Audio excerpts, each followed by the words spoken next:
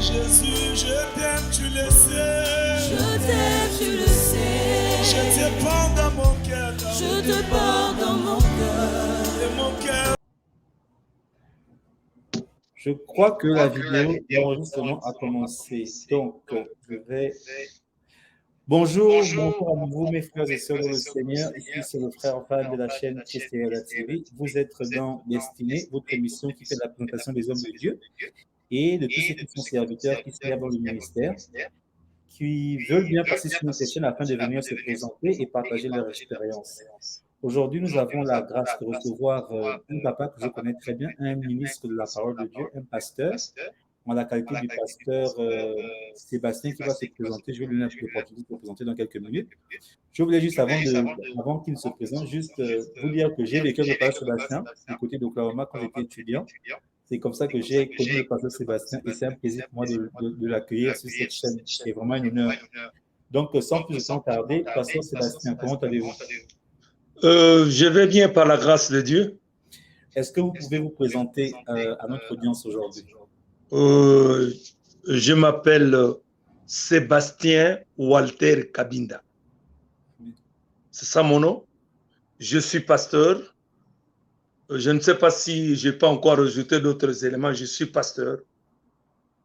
Et ça fait combien de temps que vous êtes pasteur? Bon, ça fait beaucoup d'années. Et depuis que je suis pasteur, c'est plus de 20 ans. OK. Donc, ce qu'on va faire aujourd'hui, comme vous le constatez, nous sommes avec le pasteur Sébastien, je peux faire couper court, hein, le pasteur Sébastien. Avec le pasteur Sébastien, on va essayer de retracer un peu son parcours dans le ministère, comment il a connu le Seigneur, mais aussi, on aura aussi des questions d'actualité, des questions spécifiques que nous allons lui poser et on a à la fois des fois qui vont donner des réponses par rapport à ça. Donc, restez connectés, ça va être très intéressant aujourd'hui. Donc, la première question a été faite. Maintenant, l'une des questions que j'aime beaucoup poser aux hommes de Dieu qui viennent sur cette chaîne, c'est de savoir qui étiez-vous avant de donner votre vie à Jésus? Avant, c'est comme on avait ce qu'on appelle une religion familiale.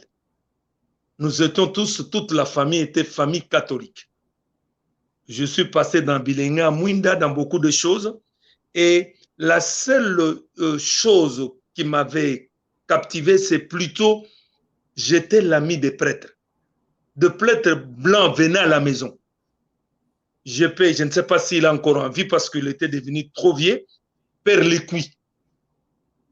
Il a créé beaucoup d'écoles, il était préfet dans plusieurs écoles. Mais il venait à la maison, on jouait avec lui quand j'étais encore à l'école primaire. Voilà comment c'est que je peux vous donner. Mais donc, je suis passé dans beaucoup de choses.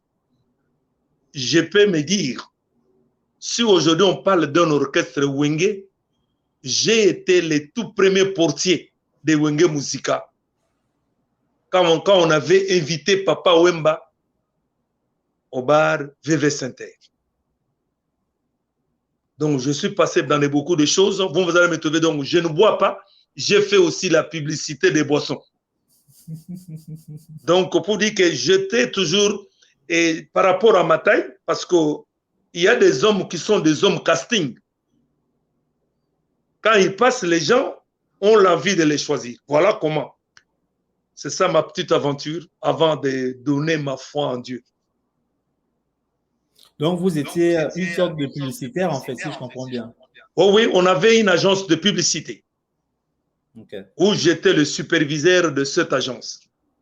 On a amené beaucoup de gens. Il y a même l'autre qui, parmi des filles que moi j'avais amené aussi en publicité, pour la publicité toujours des boissons, elle est devenue aussi actrice qu'on appelle Sarah Moussaou.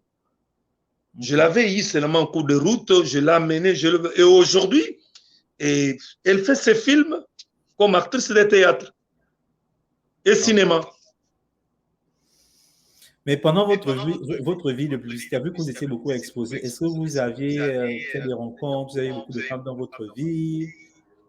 Quel était votre train de vie, en fait? Non, j'étais toujours un homme qui voulait que les autres avancent.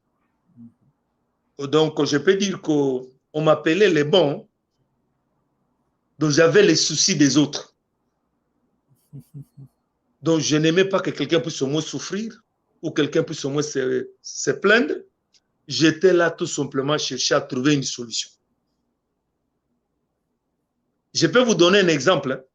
Aux études, hein, on est passé des 6e aux humanités. Arrivé, le préfet a organisé un concours. Tous les élèves qui avaient échoué, on les a fait rétrograder en 5e des humanités. Hein?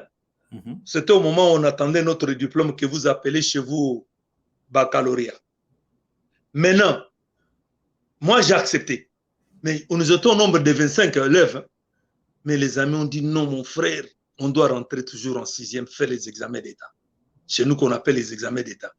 J'étais là les meneurs, on est allé même voir le gouverneur de la ville.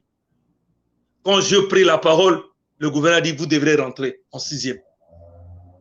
Et voilà comment on est rentré. Donc j'étais un leader naturel qui ne forçait pas la vie. Quand ça c'était le passé, j'entends s'il y a encore une question où j'ai posé ce que vous devrez me poser. Ok, maintenant, ce qui serait intéressant de savoir, c'est dans quelles circonstances vous avez rencontré le Seigneur Jésus-Christ dans votre vie. Oui, malgré tout ce que je faisais là, je me sentais toujours en déséquilibre. Les autres avançaient, mais moi, je ne voyais comme ça ne marchait pas. C'est mon jeune frère, le cadet, qui est 8e de la famille, qui a été serviteur avant moi, qui a commencé à prier. Quand on venait me parler d'histoire pour être un chrétien fervent, là, je me disais toujours, ah, mon cher, beaucoup de gens prient, qu'est-ce qu'ils ont? Et le jeune homme, je ne sais pas, il est entré en retraite. Il avait prié. Quand il est venu, il a pris l'autorité sur moi. Il m'a dit, regardez ce qu'il m'a dit seulement des points. Tu es distrait. En peu de temps ici, si toi tu ne donnes pas ton cœur en Jésus-Christ, tu vas mourir. On te cherche. J'ai commencé à... je me pose des questions. Comment cet enfant que moi j'ai transporté, il vient maintenant aujourd'hui m'enseigner de la parole. J'ai commencé à pleurer comme un enfant. Et après cela, c'est à ce moment-là, j'étais un chrétien tantôt plus tôt, j'ai pris la décision de m'engager dans le chemin de Jésus. Et il ne m'a pas laissé comme ça. Il m'a mené dans son église, l'église sans précier, où je suis allé apprendre les affermissements. Ce n'est pas lui qui m'enseignait, c'était ses pasteurs. Mais il était tout le temps, il était là pour le suivi. Et voilà comment j'ai donné ma vie totalement au Seigneur. Les choses passées sont passées et je me suis plongé dans une nouvelle direction. Et si ce n'est pas trop vous demander, vous aviez quel âge à cette époque, à ce moment précis? À ce moment précis? Et à quand vous avez donné votre vie à Christ?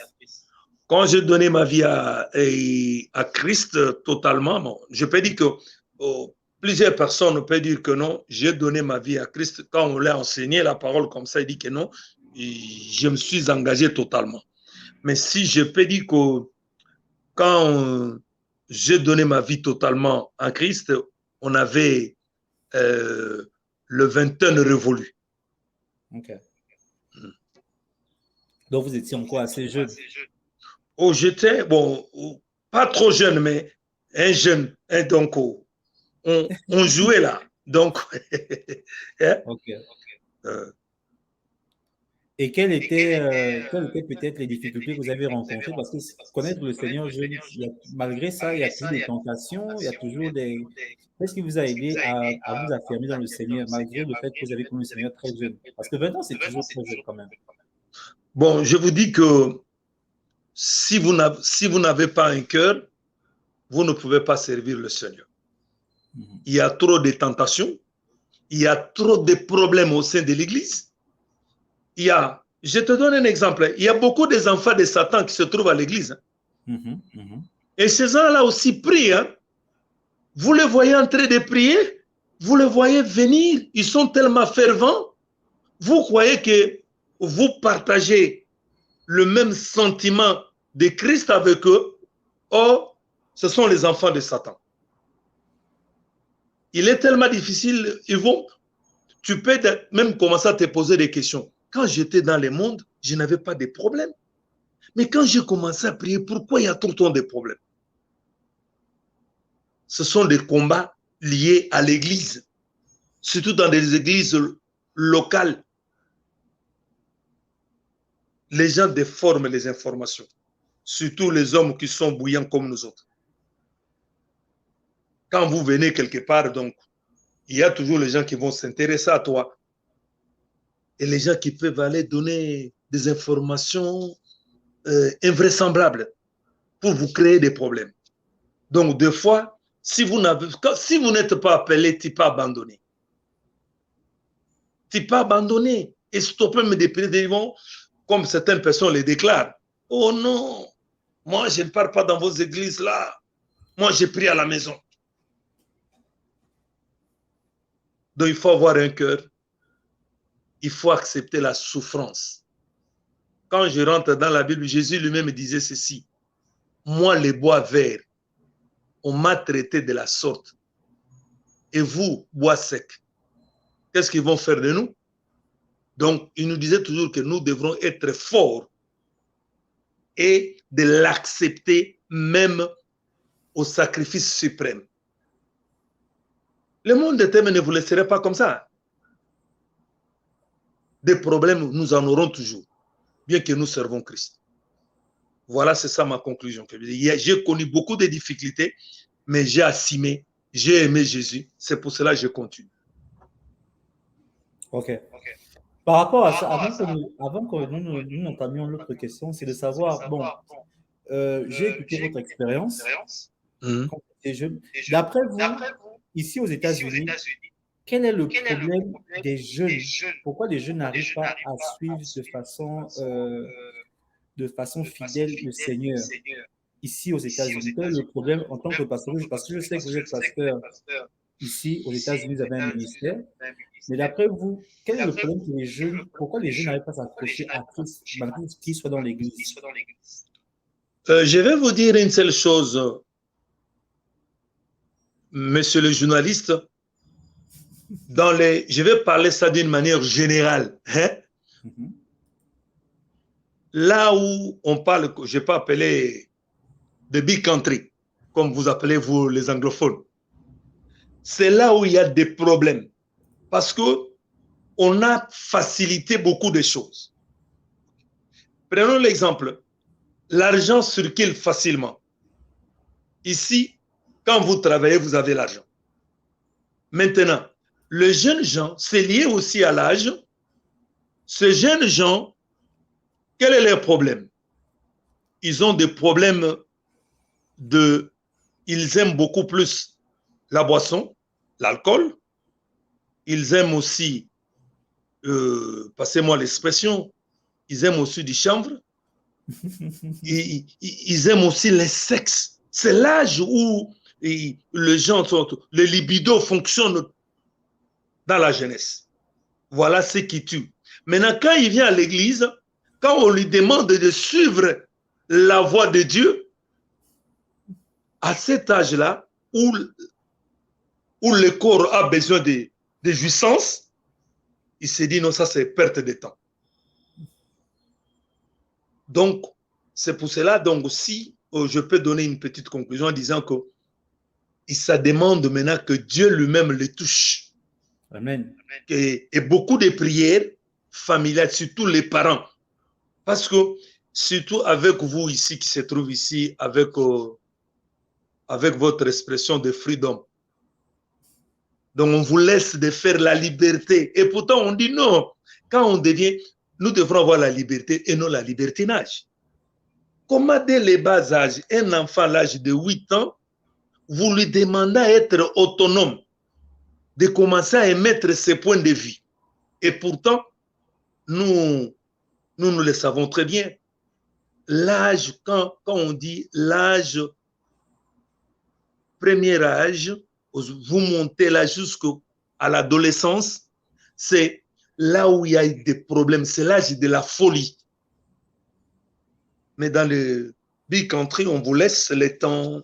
Quand l'enfant, vous sentez qu'à la maison, on est en train de te torturer, tu prends le téléphone, vous allez téléphoner à la police. Maintenant, quand vous avez un enfant de mauvais cœur, qu'est-ce que l'enfant va faire? Et c'est pour cela, même pour quand vous le demandez, est-ce que venez à l'église, non, freedom, apprendre ou à laisser. Mais quand l'enfant est totalement libre, comment vous allez demander, depuis qu'il a grandi chez lui dans la maison de ses parents, cet enfant-là, on ne l'a jamais chicoté. L'enfant grandit comme ça. Tu penses qu'il peut respecter quelqu'un de la cité? Hein, papa? Dis-moi comme tu es là, un enfant qu'on n'a pas eu le temps de dresser chez lui à la maison, et cet enfant-là peut obéir quelqu'un de la rue.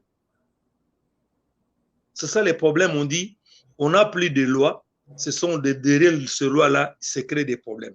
Même si je peux ouvrir une petite parenthèse, il y a ce qu'on appelle des règles les plus élémentaires de droit. Nous ne sommes pas des anges au ciel. Même les anges au ciel, Lucifer s'est rébellé. On doit mettre des conditions qui vont vous discipliner pour devenir correct. C'est pour cela ici, on a instauré, il y a la prison, non? Mais pour y entrer, c'est après avoir commis des bévies. Mais maintenant, les gens qui commettent des bévies en cachette, ils iront où? Ils vont continuer toujours à faire ça. Il faut que l'État t'arrête pour que vous puissiez me combattre réellement, tu as mal fait. Donc, c'est aussi le problème qui est beaucoup des intercesseurs. Les gens ont donné beaucoup plus leur temps à l'argent et au business. On va revenir dessus, pasteur. On va revenir dessus, ne vous inquiétez pas. C'était juste pour faire une petite parenthèse. Parce que, comme vous le savez, moi j'étais au coma avec vous. Et ce dont on parle, ce sont des choses qui se passent malheureusement dans l'église. Donc c'était important qu'on puisse avoir vos vues par rapport à ça. Donc maintenant, la question qui va suivre, c'est comment vous êtes rentré enfin dans le ministère pastoral? Parce qu'aujourd'hui, vous êtes pasteur. On voudrait savoir comment ça s'est passé en fait. Bon, quand j'ai commencé à pratiquer la parole en priant, moi, quand j'ai eu les baptêmes de feu, j'étais seul à la maison. J'ai commencé à parler en plusieurs langues. Donc, on m'a doté de noms de diversité de langues.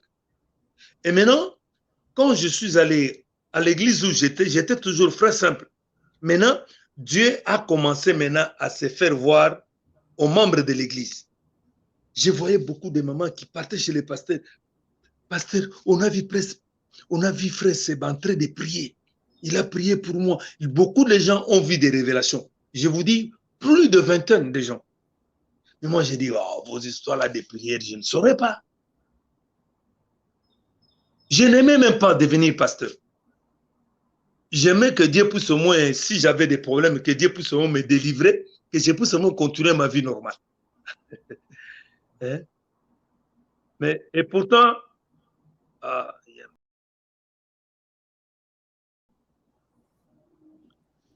excusez-moi, hein, il y a quelqu'un qui est entré.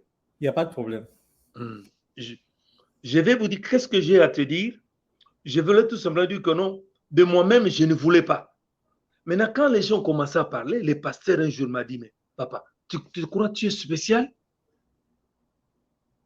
Les gens te voient comme ça. À partir d'aujourd'hui, tu ne vas plus commencer à passer la nuit à la maison, tu vas commencer à passer la nuit à l'église. Et tu vas commencer à dormir dans mon bureau. Voilà comment l'histoire a commencé. Et j'étais là. Je n'ai pas compris cette partie. C'est-à-dire que le pasteur local s'est rendu compte que vous aviez quelque chose de spécial en vous? Bon, c'est quelque chose de spécial en moi, c'est tout simplement que la chose spéciale en moi, c'est Jésus-Christ qui est spécial. Puisque la Bible nous dit ceci, plusieurs sont appelés, mais il y a peu d'élus. Donc, s'il y a eu quelqu'un qui a eu l'élection de Jésus lui-même ou de notre Dieu, c'est bien moi. Parce qu'il y a des gens même qui nous ont précédés dans la prière, qui sont devenus des chrétiens rétrogrades, qui ont même abandonné. Je peux encore ouvrir une petite parenthèse. Il y a mon ami qui est assistant professeur. Il dit beaucoup de gens prient, mais ils sont toujours animés de mauvaise foi. Moi, je l'ai dit, l'homme de paix de foi. Je suis arrivé à le démontrer spirituellement à travers les versets bibliques. Il m'a dit oui. Par la suite, il a dit ceci. Oui, tu as raison. Il y a aussi des vrais pasteurs. S'il y a les faux, il y a les vrais. Donc, je ferme ma parenthèse pour vous dire que pour devenir l'homme de Dieu, c'est le choix de Dieu lui-même. Donc, on ne fait jamais l'application. Quand on commence à faire l'application pour devenir pasteur, là, ça devient les histoires du monde. Mais pour avoir la conviction de devenir pasteur de Dieu, Dieu lui-même mettra la volonté en toi et à ce moment-là, ça va s'ouvrir sans pourtant que vous puissiez me forcer et tu deviens pasteur. Et maintenant, quand vous le devenez, maintenant, les autres devraient vous consacrer. Ça, c'est une autre étape. Vous devez vous consacrer. Mais même en passant en cours de route, les gens, vous êtes avec les gens, quelqu'un peut venir comme ça, qui ne prie pas, qui dit, oh, toi, tu es pasteur. Ah, mais comment tu as su ça? Non, j'ai eu une conviction. Même les sorciers peuvent voir que tu es pasteur. Parce que les sorciers se trouvent dans le monde des esprits. Comme les magiciens aussi. Quand vous entrez, quand vous arrivez, dites, il y a un monsieur qui n'est pas le nôtre. Parce que celui qui ne prie pas, il est du côté des camps de Satan. Vous devrez savoir ça. Mais quand toi tu pries réellement, dès que vous en donnez nous, il y a quelqu'un qui n'est pas de l'autre. Il viendrait même te poser la question. Tu pries où? Tu es pasteur. Voilà comment. Et on devrait aussi faire des petites formations pastorales, comme c'est pour avoir, comme ça se fait chez vous ici, pour que vous puissiez vous confirmer. Vous êtes très vous n'avez qu'à comprendre. Hein? Yeah, c'est une très bonne chose. Donc, il y a cette étape-là. Maintenant, vous avez quitté le Congo, vous êtes venu ici. Et déjà, avant qu'on le continue, où est-ce que vous avez eu votre consécration de pasteur? Est-ce que c'était au Congo ou c'était aux États-Unis? Oui, c'était au Congo. Il y a eu donc, j'étais ordonné par le collège des pasteurs des Congolais au Congo. Et il y a eu aussi les Américains qui sont venus encore au Congo, wow. Qui m'ont consacré. Je crois bien qu'on aura le temps, je vais même te passer leurs coordonnées pour même entrer en contact avec ces Américains-là. Ils se trouvent à Houston. Il y a eu Georges qui aime souvent parler. Hein? Lui, il est fort dans la prédication des données à Dieu. Je ne sais pas si il est encore en vie. Il était déjà un vieil homme avec son staff là. Ils étaient au nombre de 6 ou 7. C'est là où ils m'ont encore consacré, comme ils avaient consacré d'autres pasteurs qui étaient devenus des bishops. Et voilà comment. OK. Donc, par rapport à ça, quels ont été vos débuts? Parce que maintenant, je comprends que vous avez été ordonné pasteur, je crois consacré pasteur depuis le Congo. Maintenant, quels ont été vos débuts aux États-Unis et comment se passe l'exercice du ministère ici? Bon, essayez un peu de parler un peu fort parce que je vous ai... Désolé. Là, vous m'entendez mieux? Je ne sais pas si je dois... Vous m'entendez? Bon, maintenant, je vous attends. Voilà. Donc, en fait, la question, c'était de savoir quels ont été vos débuts aux États-Unis, c'est-à-dire comment se passe l'exercice du ministère ici aux États-Unis. Quand je suis arrivé aux États-Unis, je suis passé à l'église Life Church.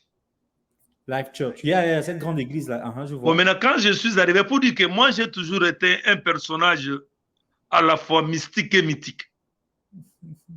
Je n'attendais même pas l'anglais. Mais je causais avec un pasteur là,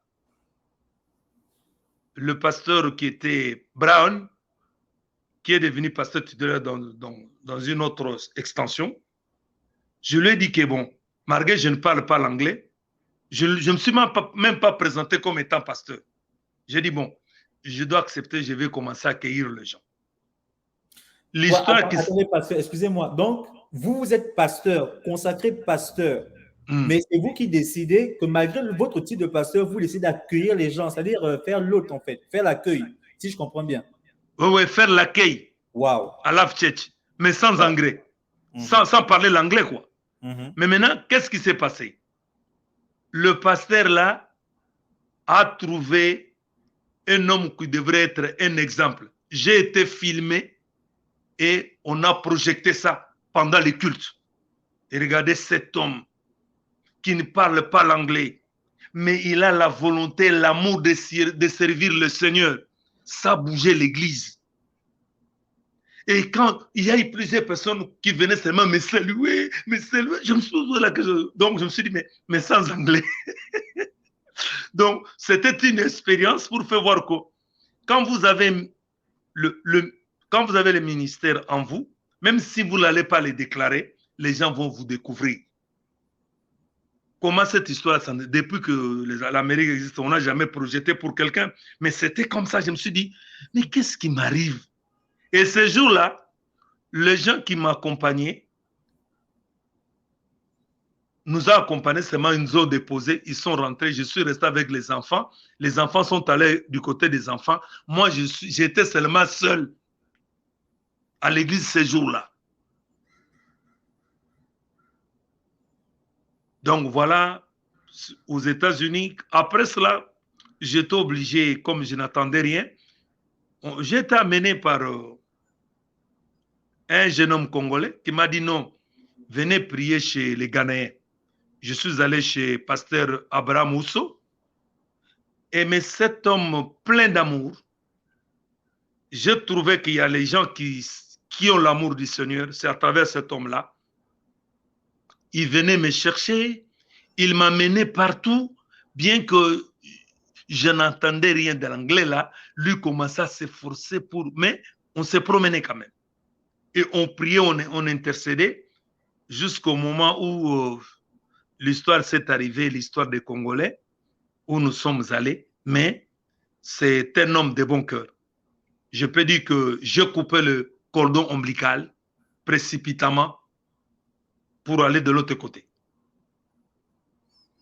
Est-ce que vous pouvez nous expliquer, parce que les gens ne comprennent pas, vous dites que vous êtes parti rejoindre les Congolais. Est-ce que vous pouvez expliquer en fait je comprends qu'il y avait une barrière de la langue, mais pourquoi aussi ce rapprochement, hormis la langue, pourquoi ce rapprochement avec les Congolais en fait, avec vos frères congolais? Non, je pense bien que c'était lié au discours, la maison d'accueil, et commencer à te dire non, nous devrons aller seulement là-bas.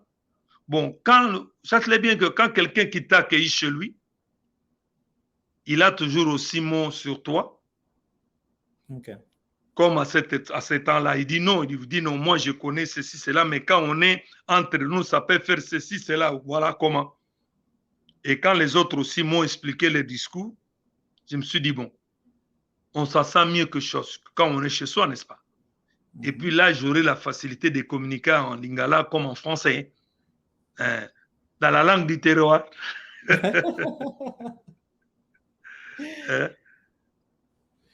Ok, pasteur. Donc, on va maintenant faire une petite transition. Maintenant, il y a quand même une dernière chose que j'aimerais vous poser rapidement, toujours concernant la partie autobiographie, parce que là, pour l'instant, on essaie de comprendre un peu qui vous êtes, de retracer votre histoire. Et il y a une chose qui manque, je pense, et je vais essayer de poser cette question-là avant qu'on ne puisse aller aux questions d'actualité.